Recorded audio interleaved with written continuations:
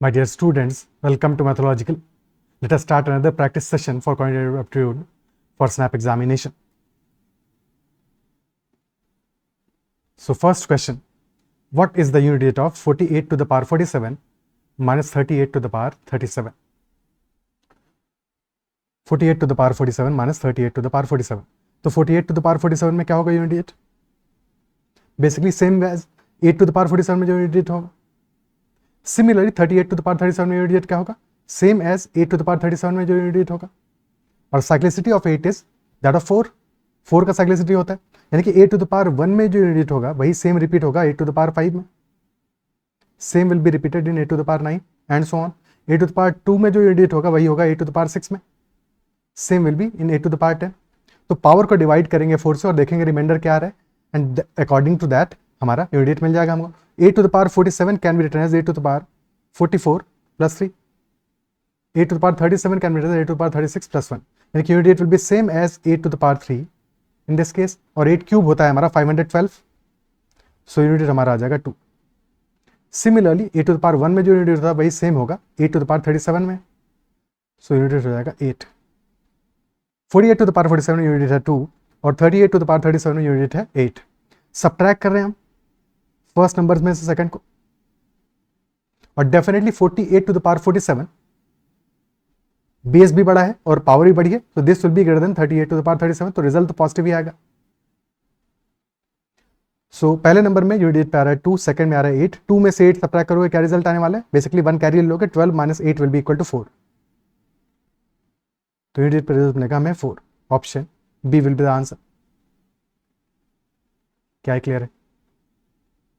ठीक है. Next question. When positive numbers x, y and z are divided by 31, the remainders are 17, 24 and 27 respectively. When 4x minus 2y plus 3z is divided by 31, तो remainder क्या होगा? x, y and z are divided by 31, remainders are 17, 24 and 27. तो when 4x minus 2y plus 3z is divided by 31, what will be the remainder? So when x is divided by 31, remainder कितना आ रहा है? 17 आ रहा है. So x will be equal to 31 का multiple plus 17.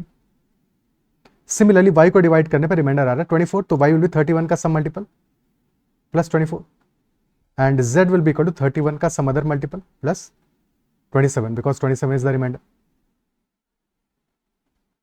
And 4x minus 2y plus 3z को divide कर रहे हैं 31 से सेम नंबर से, तो रिमाइंडर क्या आने वाला है? Now since we are again dividing by 31 only, तो जब x को डिवाइड करोगे रिमाइंडर 17, y को डिवाइड करने पर 24, z को डिवाइड करने पर 27, और x, y, z की कोई भी वैल्यू अज्यूम कर सकते हैं क्योंकि आंसर हमारा किसी भी वैल्यू पे सेम ही आने वाला है बिकॉज 31 का मल्टीपल प्लस 17 है. ठीक है. तो जब अल्टीमेटली x को डिवाइड करो तुम 31 से या 2x को डिवाइड करो, ठीक है, 31a वाला ये जो पार्ट है तो कंप्लीटली डिवाइड हो जाएगा, 31b वाला पार्ट कंप्लीटली डिवाइड हो जाएगा, 31c वाला पार्ट कंप्लीटली डिवाइड हो जाएगा. So we can assume x, y और z आर 17, 24 एंड 27. तो एक्स वाई जेड की जगह हम ये वैल्यूज फिट कर देते हैं, इस पर भी वही सेम आंसर मिलेगा जो हमें किसी और वैल्यू पे मिलेगा. ठीक है. सो हमें डिवाइड करना है 4x minus 2y plus 3z को. So this will become equal to 4 into 17 minus 2 into 24 plus 3 into 27. So 4 into 17 is 68 minus 48 plus 81. So this becomes equal to 101 and 101 divided by 31 remainder क्या आएगा? 93 तो completely चला जाएगा, बचेगा 8. So answer will be option A. 8 will be the remainder. Remainder हमारा 8 बच जाएगा. क्या ये क्लियर है? ठीक है. और अगर हम कंप्लीट वैल्यूज लिखते हैं एक्स वाई जेड की तो अल्टीमेटली 31 का मल्टीपल 1 है एक्स्ट्रा जिसको डिवाइड कर देते 31 से, रिमाइंडर तो 0 ही आने वाला था. So that is why we took the value 17, 24 and 27 only. हाँ, किसी और नंबर से डिवाइड कर रहे होते तो फिर डिपेंड करता और उस केस में answer can not be determined होता. अगर इंस्टेड ऑफ 31, क्योंकि 31 एक प्राइम नंबर उसका कोई फैक्टर तो होने वाला नहीं है, 31 के बजाय अगर हम किसी और नंबर से डिवाइड करते, लेट अस से 17 से डिवाइड करते, 55 से डिवाइड करते, किसी भी नंबर से डिवाइड करते, तो in that case answer would have been cannot be determined. Okay, because depend करता हमारा कि x की वैल्यू एग्जैक्ट क्या है, उस पर डिपेंड करता आंसर हमारा. ओके, बट यहाँ पे इंडिपेंडेंट है, कोई फर्क नहीं पड़ता, x की कुछ भी वैल्यू लोगे आंसर हमारा यही रहेगा. Next question. A sold a watch to B at a profit of 20%. B sold it to C at a profit of 30%. C sold it to D at a loss of 10%.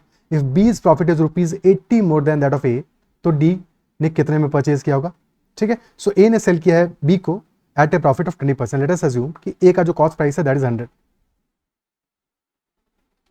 ए ने 100 में purchase किया और फिर B को cell किया है 20% के profit पे।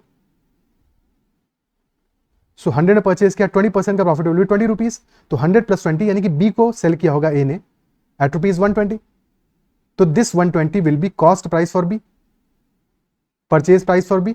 Now B sold it to C at a profit of 30%। अब बी जब सी को सेल करेगा तो बी के लिए कॉस्ट प्राइस क्या है, 120 रुपीज है। तो 120 रुपीज का 30% कितना होगा, दैट विल बी 36। 36 रुपीज का प्रॉफिट होगा बी को। तो 120 प्लस 36, बी ने सी को सेल किया होगा 156 पे। Then C sold it to D at 10% loss. Now this 156 is cost price for C. तो जो लॉस होगा सी को 10% का, that will be on the base 156, cost price 156 का, यानी 15.6 का लॉस होगा। माइनस 15.6 करोगे तो 156 minus 15.6 will be 140.4। This will be cost price for D और selling price for C. Okay, फिर क्वेश्चन हमसे कह रहा है कि if B's profit is ₹80 more than that of A का प्रॉफिट हुआ है कितना, 20 रुपीज का, 20 यूनिट्स का, 20 यूनिट्स का प्रॉफिट हुआ है ए को, और बी को प्रॉफिट हुआ है 36 यूनिट्स का। This is profit of A, this is profit of B, and question is saying 80 rupees more है बी का profit as comparison to profit of A. So that difference is 16 units and this 16 units का difference is equal to 80 rupees. 80 rupees का difference है, यानी कि 1 unit is equal to 5 rupees. और अगर 1 unit 5 rupees है, क्वेश्चन पूछा है डी ने कितने में परचेज किया, तो 140.4 यूनिट्स में परचेज किया है, which will be equal to 140.4 into 5। तो 700 प्लस 0.4 इंटू 5, 702 रुपीज में परचेज किया होगा। So purchase price for D will be 702 rupees. Option D will be the answer. Option D answer हो जाएगा। ओके, क्लियर है, ठीक है। Next question, 149 is a 3-digit positive number, product of whose digits is 1 into 4 into 9 equal to 36. How many 3-digit natural numbers exist? Product of whose digits is 36. कितने ऐसे natural numbers 3-digit के exist करेंगे जिनका की product of digits क्या होगा, 36 होगा। सो एक केस तो ऑलरेडी एग्जांपल में गिवन है, बाकी केसेस हमें फाइंड आउट करने हैं टोटल, और परम्यूटेशन कॉम्बिनेशन अप्लाई करना पड़ेगा, बिकॉज 149 जैसे एक नंबर हो गया हमारा, सिमिलरली 194 भी होगा, 249 एक सेकंड, 249 तो नहीं होगा,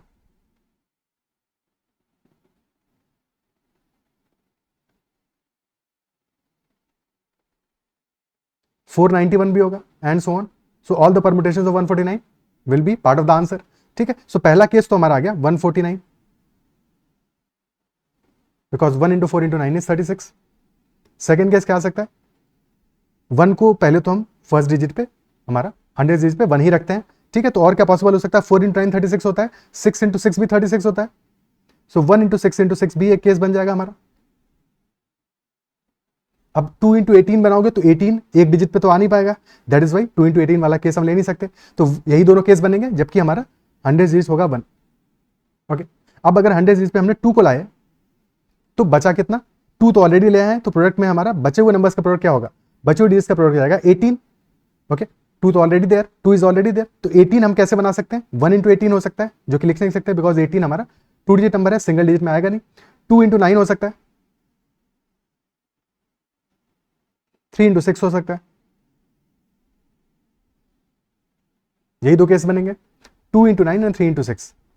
ओके, एडिशनली देखो एक चीज और जो ध्यान रखनी है हमेशा, कि जब भी हम ऑर्डर में लिखेंगे नंबर्स को, तो ये ध्यान रखना, एक तो चेकआउट करना है कि कहीं रिपीट तो नहीं हो रहा है, दूसरी बात ये है कि हमने क्योंकि स्मॉल लार्ज मतलब कि एक ऑर्डर में इंक्रीजिंग ऑर्डर में स्टार्ट किया है, ठीक है। तो अब 2 के बाद में जो भी नंबर्स आएंगे, those should be greater than और इक्वल टू 2, क्योंकि 2 से छोटा कोई नंबर आने वाला होगा तो वो शायद हो सकता है पहले रिपीट हो चुका हो, बिकॉज अगर 1 आने वाला हो तो आगे कहीं पे, तो ऑलरेडी हमने 1 वाले केसेस को तो कंसिडर कर ही लिया है, तो 1 अब आगे नहीं आने वाला, अगर आ रहा होगा तो यानी कि तुमने कहीं पे रिपीट काउंट करोगे, ठीक है। अब लेते हैं 3 वाले नंबर्स, स्टार्टिंग फ्रॉम 3। तो 3 ऑलरेडी हमने ले लिया है, 3 into 12 इज 36, तो बचे हुए नंबर्स का प्रोडक्ट होगा 12। 12 आ सकता है हमारा 2 into 6 से, बट 3 से छोटा है 2, तो देखो 2 into 6 लोगे तो यही वाला केस हमारा रिपीट हो जाएगा, तो 3 into 2 into 6 हमारे केस नहीं लेंगे, 3 into 4 ये केस हो सकता है, अब इसके बाद कोई और केस पॉसिबल नहीं है। These are all the possible cases. क्या ये अप्रिशिएट कर पा रहे हो कि केसेस हमने कैसे कैलकुलेट किया? हमेशा एक ऑर्डर में कैलकुलेट करना है, रैंडमली कैलकुलेट नहीं करना है, ठीक है। अब 149 से बनने वाले नंबर्स कितने होंगे? ऑल 3 डिजिट्स आर डिफरेंट, तो 3 फैक्टोरियल नंबर्स होंगे, यानी कि 6 होंगे। 166, 2 digits are alike, 2 digit same है हमारे, 2 डिजिट 6 हैं, तो 3 फैक्टोरियल डिवाइडेड बाई 2 फैक्टोरियल, तो 3 नंबर्स आ जाएंगे ऐसे। 229 से बनने वाले numbers, again 3 factorial by 2 factorial, 3 numbers आ जाएंगे। 236, ऑल 3 आर डिफरेंट, तो 3 factorial which is equal to 6, और 334 अगेन 2 आर सेम, तो 3 फैक्टोरियल बाई 2 फैक्टोरियल, यानी कि 3 नंबर्स होंगे। टोटल नंबर्स हमारे हो जाएंगे 6 plus 6 plus 6 plus 3, 21 numbers. Answer आ जाएगा 21 such numbers are there, option C. क्या है क्लियर है? ठीक है, एक सेकंड, ठीक है, okay, 21 will be the answer. Next question, if 10a cube plus 4b cube upon 11a cube minus 15b cube is equal to 7/5, then 3a plus 5b upon 9a minus 2b का value क्या होगा? इस ratio का value क्या होगा? तो 10a cube plus 4b cube divide by 11a cube minus 15b cube, this is equal to 7/5। Cross multiply कर दो, तो 10 इंटू 5 50a cube plus 20b cube, this is equal to 77a cube minus 105b cube. So 105 plus 20, 125b cube, this is equal to 77 plus 77 minus 50, 27a cube, यानी कि 5b whole cube is equal to 3a whole cube. So 5b will be equal to 3 है, क्योंकि odd powers है, तो 5b will be equal to 3 है। यही अगर square होता तो 5b would have been equal to plus minus 3 है, ठीक है, बट यहाँ पे 5b will be equal to 3 है। क्या है क्लियर है? या फिर हम कह सकते हैं कि a upon b will be equal to 5/3, a by b will be equal to 5/3। अब यहां से या तो तुम a और b की वैल्यू 5 और 3 ले लो, क्योंकि आंसर डेफिनेटली हमारा none of these cannot be determined, तो आंसर है नहीं, तो आंसर डेफिनेटली हमें कोई ना कोई पक्का मिलने वाला है। और क्योंकि 3a plus 5b upon 9a minus 2b है, डिग्री भी सेम है, ठीक है, so a by B is equal to 5/3, तो हम a को 5 मान लेते हैं और b को 3 मान लेते हैं। अदरवाइज हम वैल्यू ये भी ले सकते थे कि a इज इक्वल टू 5 के और b इज इक्वल टू 3 के वैल्यू लेके सॉल्व कर लेते, बट डायरेक्टली 5 और 3 ले लो। आंसर क्या आएगा हमारा? 3a plus 5b upon 9a minus 2b, तो 3a, a is equal to 5 ले लिया हमने, 3 into 5 plus 5 into 3 upon 9 into 5 minus 2 into 3, so this becomes 15 plus 15, 30 upon 45 minus 6, 30 upon 39, which will be 10 upon 13। Answer आ जाएगा 10/13, option D. Okay, क्या है clear है? ठीक है,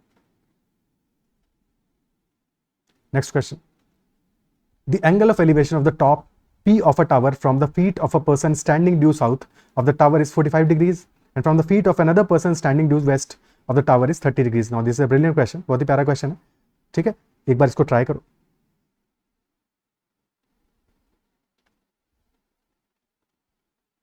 थोड़ा सा टाइम लगेगा, थिंक अबाउट इट, और समझ में आ जाएगा, तो मजा आ जाएगा क्वेश्चन करने में, ठीक है। और if the height of the tower is 5 meters, then distance between 2 persons क्या होगा? तो यहां पे इस बार क्या है क्वेश्चन में? क्वेश्चन ये कह रहा है कि angle of elevation of top P of a tower from the feet of a person, एक पर्सन साउथ में स्टैंड कर रहा है, तो उस पर्सन से एंगल ऑफ एलिवेशन 45 डिग्रीज, और एक पर्सन वेस्ट में स्टैंड कर रहा है और उससे एंगल ऑफ एलिवेशन है हमारा 30 डिग्रीज का। North, south, east and west, तो one person is standing in the west direction, and if this is the tower,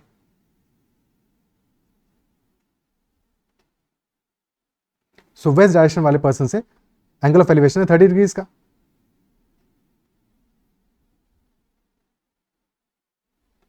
this angle is 30 degrees, okay, this is direction west. Second person stand कर रहा है south में, ठीक है, but क्योंकि हम 3D type का डायग्राम बना रहे हैं, 3D डायग्राम बनाना पड़ेगा यहाँ पे, क्योंकि एक की डायरेक्शन अलग है, दूसरे के अलग है, तो हम मान लेते हैं कि this is south direction, okay, और साउथ वाले पर्सन से एंगल ऑफ एलिवेशन कितना है? 45 डिग्रीज का है। So this angle is 45 degrees. क्या ये समझ पा रहे हो? ठीक है, हमारा एंगल ऑफ एलिवेशन आ गया साउथ वाले से 45 डिग्रीज का। Now both these triangles are right angle triangles. ये वाला ट्रायंगल भी राइट एंगल है और ये जो ट्रायंगल हमारा बन रहा है साउथ में, this is also right angle triangle. Tower का हाइट तो सेम ही है, टावर का हाइट है 5 मीटर्स। अब पहले वेस्ट वाले पर्सन पे फोकस करो, तो फॉर वेस्ट वाले पर्सन के लिए, ठीक है, 30 डिग्री के सामने वाला साइड हमारा 5 मीटर्स है, तो बेस क्या होगा? Because this angle will be 60 degrees.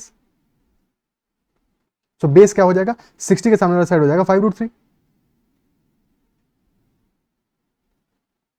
This will be 5√3। अब साउथ वाले पे फोकस करो, for his case one angle is 90, one angle is 45, तो थर्ड वाला एंगल क्या होगा? This angle will be 45। So ये दोनों साइड्स इक्वल होंगे, so this will also be 5 meters. Okay, this will also be 5 meters.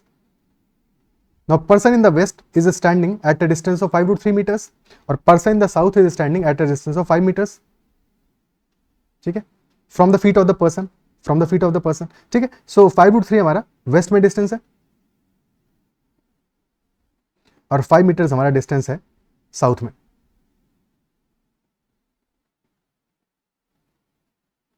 And this is a right angle triangle. हमें question क्या पूछा है? Distance between the two persons. तो hypotenuse will be the distance between the two persons 5, 5√3। So this distance will be equal to square root of 5√3 का whole square.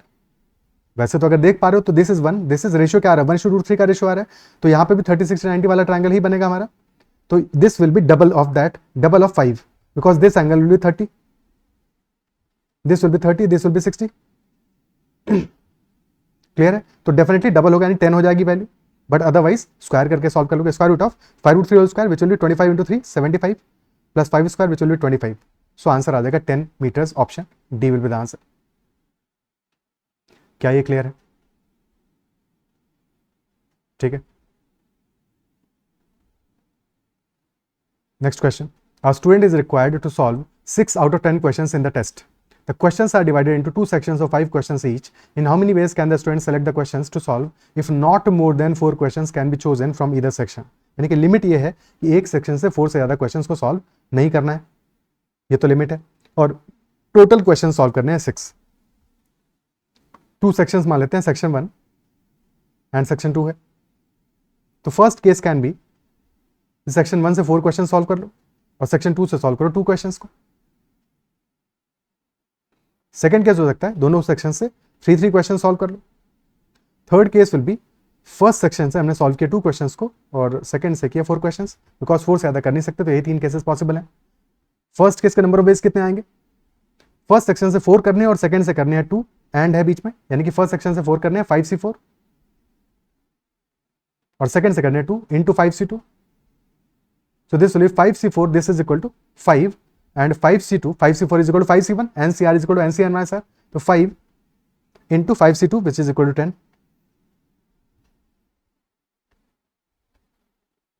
So 5 into 10, 50 आ जाएगा number. फिर case है second वाला, second वाले में क्या? 3 questions from the both sections, तो 5C3 into 5C3, this will be 10 into 10 which is 100, add हो जाएगा। Third case 2 questions from the first section, 4 from the second, तो 5C2 इंटू 5C4 same as the first one, तो result कितना आएगा? 10 इंटू 5, basically 10 इंटू 5, दिस विल बी 50।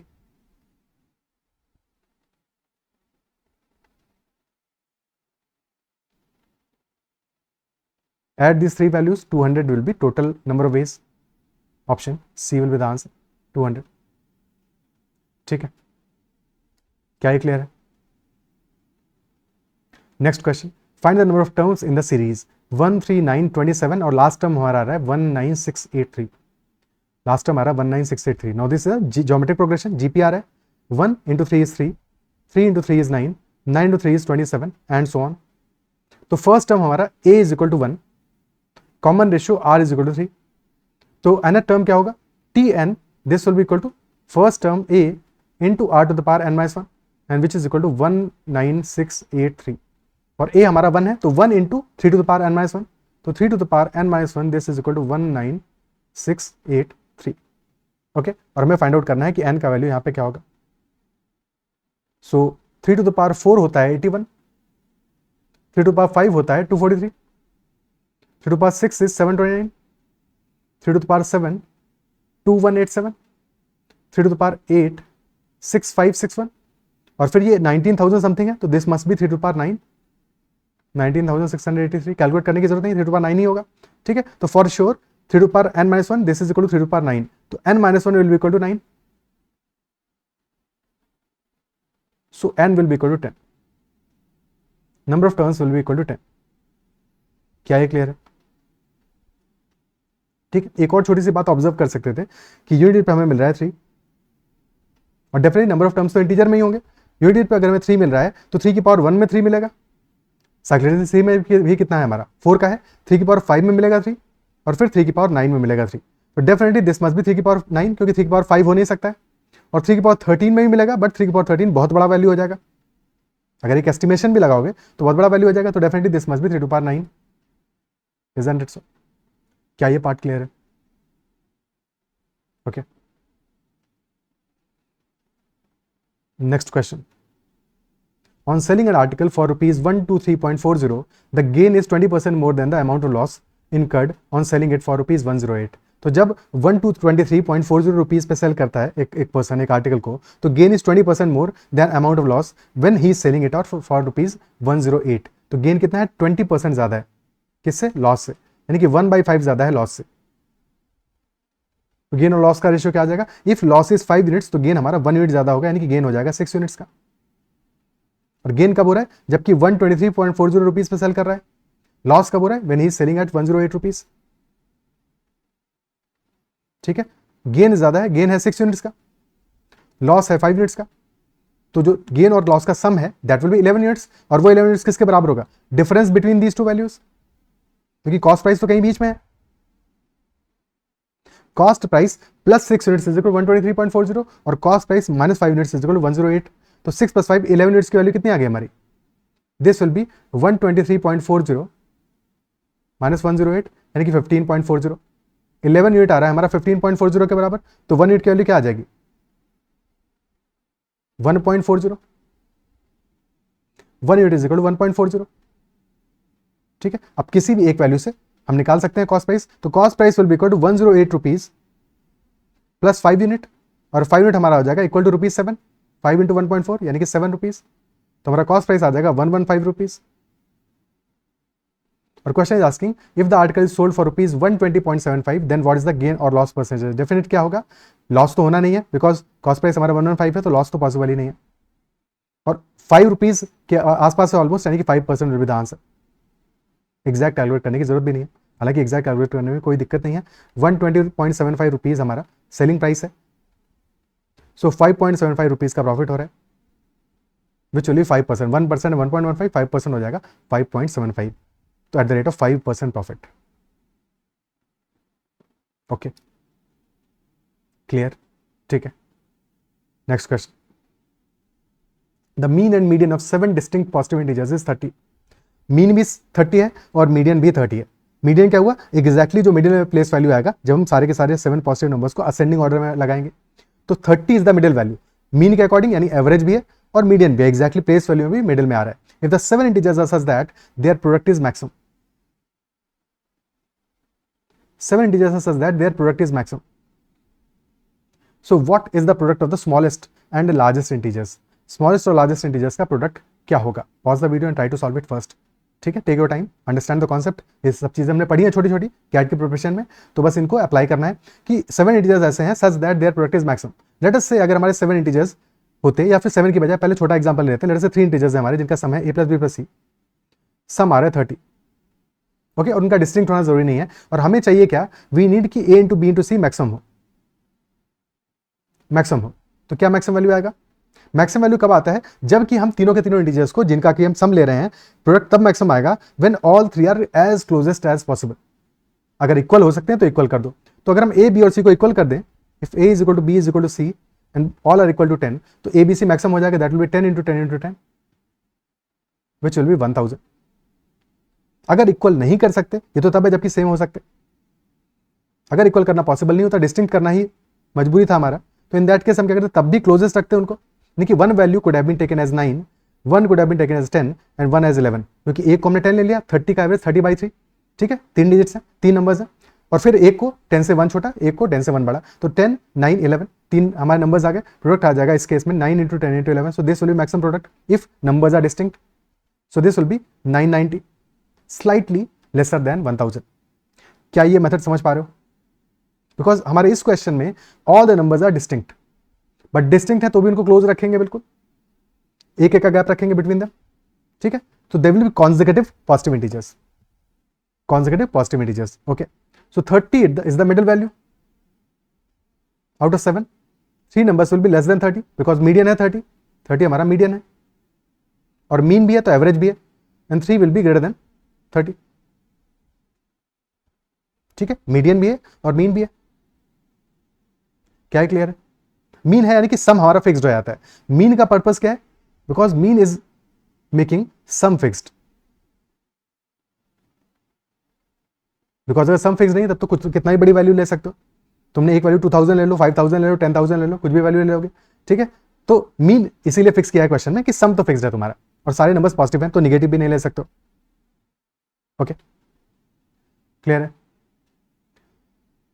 क्योंकि अगर पॉजिटिव नहीं होते तो भी कहानी बन जाती, तुम 2 नंबर्स को निगेटिव ले लेते और 2 नंबर्स को अच्छा खासा बढ़ा लेते, तो फिर तो कुछ भी प्रोडक्ट बना सकते थे, बट यहाँ पे क्वेश्चन की कंडीशन यही है कि ऑल नंबर्स आर पॉजिटिव, तो फिर सारे नंबर्स हमारे क्लोजेस्ट ही हमको रखने पड़ेंगे प्रोडक्ट को मैक्सिमम करने के लिए। तो all these should be consecutive, यानी कि 30 से 3 नंबर छोटे होंगे, 29 28 27, और बाकी 3 नंबर्स हो जाएंगे 31 32 33। Question ask the product of the smallest and largest, यानी 27 × 33 का वैल्यू पूछ रहा है क्वेश्चन हमसे, ठीक है, answer will be 891, but answer निकालने का बेस्ट तरीका क्या है? 27 इज 30 - 3, 33 इज 30 + 3, सो आंसर आ जाएगा हमारा 30² - 3², तो 900 - 9 which is equal to 891, option B is the answer. Okay, clear है? Next question, Ravi purchased 5 pens and 7 pencils in ₹200.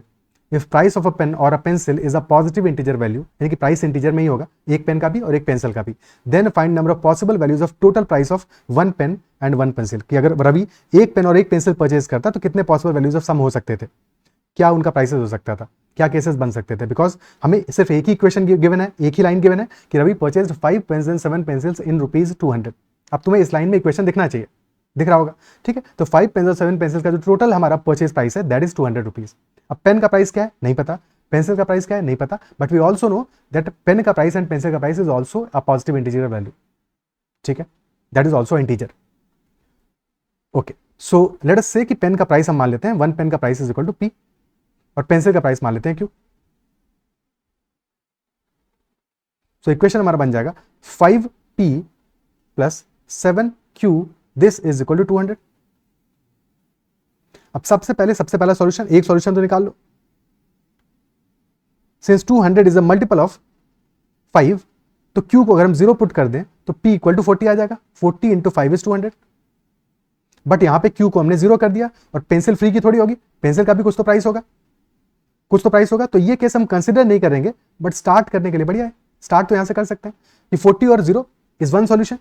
अगर लीनियर इक्वेशंस का सॉल्यूशन तुमने समझा है तो अब नेक्स्ट सॉल्यूशन निकाल पाओगे, कि नेक्स्ट सॉल्यूशन के लिए हमें क्या करना है, 40 और 0 तो एक सॉल्यूशन आ गया है, ठीक है, अब हमें क्या करना है नेक्स्ट सॉल्यूशन के लिए, next value of P will depend on coefficient of Q, तो क्योंकि 40 हमारा मैक्सिमम वैल्यू है, क्योंकि राइट हैंड साइड पे Q की वैल्यू हमने 0 ली है, अब Q की वैल्यू बढ़ाएंगे क्योंकि Q की वैल्यू पॉजिटिव होगी, 0 तो नहीं होगी, तो Q की वैल्यू को इंक्रीज करेंगे तो P की वैल्यू को डिक्रीज करना पड़ेगा, क्योंकि सम तो हमारा फिक्स है,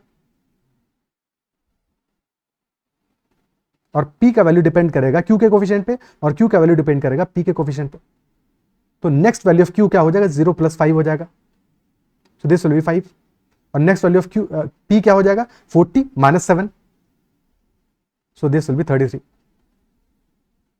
33 एंड 5 आ गया, और ये हमारा एक्सेप्टेबल वैल्यू है, this will be first solution, because यहाँ पे P and Q both are positive. Second case क्या होगा, अगेन 7 सब्ट्रैक्ट कर दोगे तो 33 - 7 आ जाएगा 26, और 5 + 5 आ जाएगा 10, फिर नेक्स्ट वैल्यू 26 - 7 19, 19 - 7 12, 12 माइनस 7 5। अब और सब्ट्रैक्ट करोगे वैल्यू नेगेटिव हो जाएगा, यानी कि 5 के नीचे अब नहीं जा सकते, और वहां पे तो वैल्यू हम इंक्रीज कर रहे हैं तो कोई टेंशन की बात ही नहीं, इंक्रीज कर रहे हैं पॉजिटिव रहने वाली है। ठीक है, तो आंसर हमारे कितने आ रहे हैं 1 2 3 4 5। अब जितने से हम इंक्रीज कर रहे हैं पी को, जितने से हम डिक्रीज कर रहे हैं पी को, क्यू को डिफरेंट नंबर से इंक्रीज कर रहे हैं, तो जो पी प्लस क्यू का हमारा सम होने वाला है, यानी कि 1p प्लस 1q का सम होने वाला है, वो हर एक केस में डिफरेंट होगा।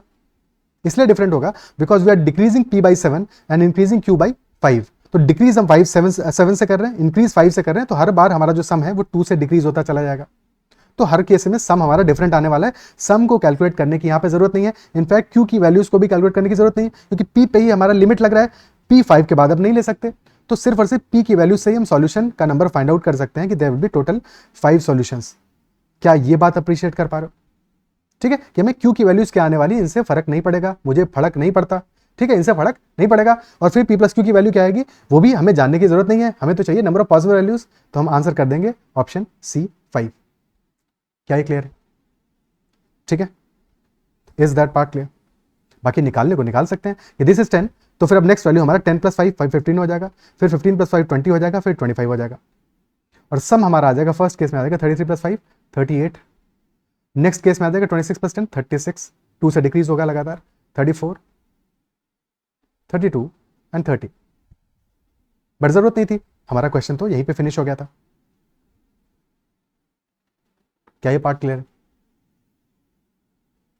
और क्या लॉजिक क्लियर है कि क्यों पी की प्लस क्यू की वैल्यू हर बार डिफरेंट होगी? ओके, बिकॉज पी को हम डिक्रीज कर रहे हैं 7 से और क्यू को इंक्रीज कर रहे हैं 5 से, तो नेट में हमारा चेंज कितना आ रहा है -2 का चेंज आ रहा है। सो हर केस में हमारा 2 से डिक्रीज होगा वैल्यू। ठीक है, next question. Raju ate 3/8 part of a large cake and Amit ate 3/10 part of the remaining cake. Then Ritu ate 4/7 part of the cake that was left. Find the fraction of the cake that is still left. कितना cake हमारा still बचा हुआ है?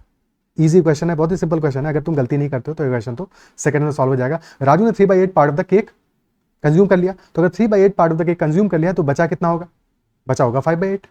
अगर 3/8 को consume कर लिया है तो रिमेनिंग विल बी 1 - 3/8, यानी कि 5/8 रिमेनिंग होगा। देन अमित ने ईट किया है 3/10 of the remaining cake, total का 3/10 नहीं खाया है, 3/10 ऑफ द रिमेनिंग, तो बचेगा कितना? बचेगा 7/10 ऑफ दिस, तो इनटू 7/10 कर दोगे, this will be remaining. Now Ritu ate 4/7 of the cake that was left, तो 4/7 अगर कंज्यूम कर दिया तो बचेगा 3/7, तो multiplied by 3/7, this will be the answer.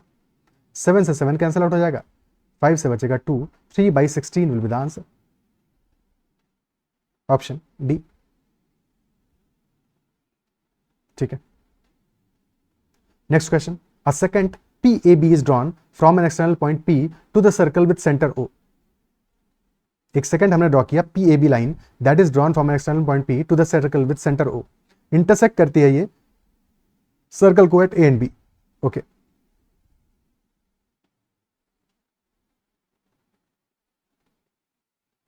So if this is line PAB intersecting circle at point A and point B, and O is the center of the circle, and OP is equal to 17 centimetre. तो P से O को भी connect कर देते हैं। OP is 17 centimetre, PA is 12 centimetre, तो PA is 12 and PB is 22.5। ठीक है, PB is 22.5। ठीक है, और OP की वैल्यू हमें 17 गिवन है, रेडियस क्वेश्चन पूछ रहा है, तो रेडियस हम एज्यूम कर लेते हैं, लेट्स से R है, so if radius is R, OP is 17, so let us say this point is C and this point is D. So as per intersecting second theorem, we can say that PA into PB, this will be equal to PC into PD. But PA PB की value तो हमें पता है, क्या PC की value पता है? PO की वैल्यू पता है, PO is 17, OP is 17. So this OC, this is equal to R. So PC कितना आ जाएगा? PC will be 17 minus R. This will be 17 minus R. And similarly, PD will be 17 plus R. Okay, एक unknown है, apply कर दो PA into PB, PA आ रहा है हमारा 12 into 22.5, this is equal to 17 minus R into 17 plus R। अब 12 into 22.5 क्या हो जाएगा? 12 में 6 रखो, 2 को मल्टीप्लाई कर दो, 6 इंटू 45 हो जाएगा, दिस विल बी 6 इंटू 45, और 6 इंटू 45 आ जाएगा हमारा equal to 270. So 270 is equal to 17 square minus r square. So r square is equal to 289 minus 270. So r will be equal to square root of 19. So square root of 19 centimeter is our radius. Question में radius पूछा है, diameter तो पूछा नहीं है, radius पूछा है, तो answer will be square root of 19. Answer आ जाएगा square root of 19, option D. Okay, clear है?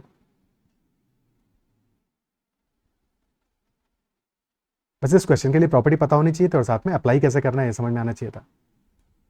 Okay, next question. A certain number of students from school x appeared in an examination and 30% students failed. 150% more students than those from school X appeared in the same examination from school Y. If 80% of the total number of students who appeared from X and Y passed, then what is the percentage of students who failed from Y? कितना percent student होगा Y से जो कि fail किया? Okay, clear है? So from school X, a certain number of students appeared and out of those 30% failed. अगर total 100 let's say appear किए थे, 100 is not the actual number, but मान लिया कि 100 अपीयर किए थे, तो इन दैट केस फेल कितने हुए होंगे? फेल हुए होंगे 30%, यानी कि 30 फेल हुए, और पास हुए होंगे रिमेनिंग 70%, 70 पास हुए. Then 150% more students from those then those from school X. तो अगर एक्स से हमारे 100 आए हैं तो वाई से कितने आए होंगे? 150 एक्स्ट्रा आए होंगे. So number of students from Y is 250. ध्यान ही रखना है कि this is not absolute value, this is percentage as such, कि 100% था तो हमने 100 मान लिया, तो यहाँ पे 250 मान लिया. कंपैरेटिव वैल्यू है कि रेशियो हमारा आ रहा है 100:250 का, एक्स और वाई के स्टूडेंट्स का. ठीक है, फिर हमें क्वेश्चन ये कह रहा है कि if 80% total number of students who appeared from X and Y passed, तो वाई से हमने 250 माने हैं, एक्स से माने 100, तो एक्स प्लस वाई से कितने स्टूडेंट हो गए हमारे? 100 plus 250, 350. And question is saying 80% students हमारे पास कर गए हैं, तो 80% ऑफ 350 क्या होगा? 4/5 ऑफ 350. ठीक है, 4/5 1/5 होगा, 20% होगा 70, 80% आ जाएगा 280. सो 280 have passed in total. Total 280 पास किए हैं, टोटल 280 पास किए हैं, और 70 पास कर गए एक्स से, तो वाई से कितने पास किए होंगे? 210, तभी टोटल आएगा 280, तभी टोटल 280 आएगा. तो वाई से पास किए होंगे 210, और अगर वाई से 210 पास किए तो फेल कितने किए होंगे? टोटल 250 है, 40 फेल किए होंगे. क्वेश्चन पूछा है what is the percentage of students who failed from Y. Percentage of students who failed from Y. तो वाई के टोटल स्टूडेंट्स हैं 250, फेल किए हैं 40, तो 40/250 विच विल बी 4/25, या इंटू 100 कर दोगे तो आंसर आ जाएगा 16%. 16%, option C is the answer. Clear है? ठीक है, नेक्स्ट क्वेश्चन.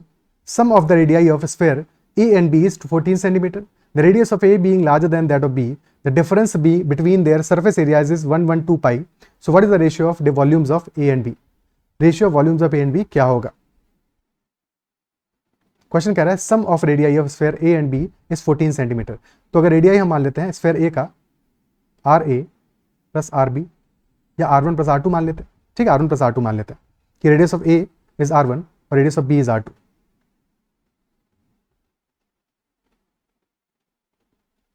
तो सम ऑफ रेडियाई आ रहा है हमारा equal to 14, R1 plus R2 is equal to 14. Radius of A being larger than that of B, यानी कि R1 is greater than R2. The difference between their surface areas is 112 pi. तो ज्यादा surface area किसका होगा? जिसकी radius ज्यादा होगी, यानी कि स्फीयर ए का सरफेस एरिया ज्यादा होगा, और surface area, total surface area of a sphere is equal to 4 times pi r square. 4 pi r square. So 4 pi R1 square minus 4 pi R2 square, this will be equal to 112 pi. 4 pi common आ जाएगा, बचेगा inside the bracket R1 square minus R2 square, that is 112 pi. Pi से pi cancel out हो गया, 4 से 112, 28 बचेगा. So R1 square minus R2 square is equal to 28.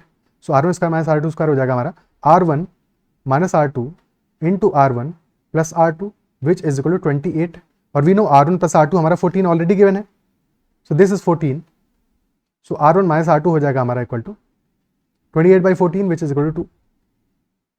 R1 plus R2 14 है, R1 minus R2 2 है, सो यहां से R1 की वैल्यू निकल आएगी, R1 और R2 दोनों की वैल्यू निकल आएगी, ठीक है। तो 1 + 2 से दोनों इक्वेशंस का ऐड करोगे, सो 2R1 will be equal to 16, so R1 will be equal to 8 and R2 will be equal to 6। Ratio of volumes of A and B question पूछा है, R1 R2 आ गया हमारा 8:6, 8:6, R1:R2 क्या आ जाएगा 4:3, रेशियो आ गया 4:3 का, बट क्वेश्चन है volume का रेशियो पूछा है, और वॉल्यूम किस पे डिपेंड करेगा, volume of a sphere is equal to 4/3 pi r cube, so volume is proportional to radius का क्यूब, क्योंकि 4/3 पाई तो कांस्टेंट है, तो वॉल्यूम के लिए हमें R1 cube is to R2 cube चाहिए, और यही वैल्यू हमारा वॉल्यूम का रेशियो होगा, तो रेशियो वॉल्यूम आ जाएगा 4 क्यूब इज टू 3 क्यूब, यानी 64 is to 27, 64 is to 27 will be the answer, option A answer हो जाएगा। Isn't it so? क्या ये क्लियर है? Option A will be the answer, ठीक है, okay. So that's all in this session. I believe जो भी हमें क्वेश्चन डिस्कस समझ में आए होंगे, और if there is any doubt whatsoever in any question, then make sure to comment about that out, and if you've liked the session, then make sure to hit the like button as well. If you've not already subscribed to the channel and you're liking the content, then make sure to subscribe to the channel as well as press the bell icon. That is all for this session. Bye bye, take care and keep learning.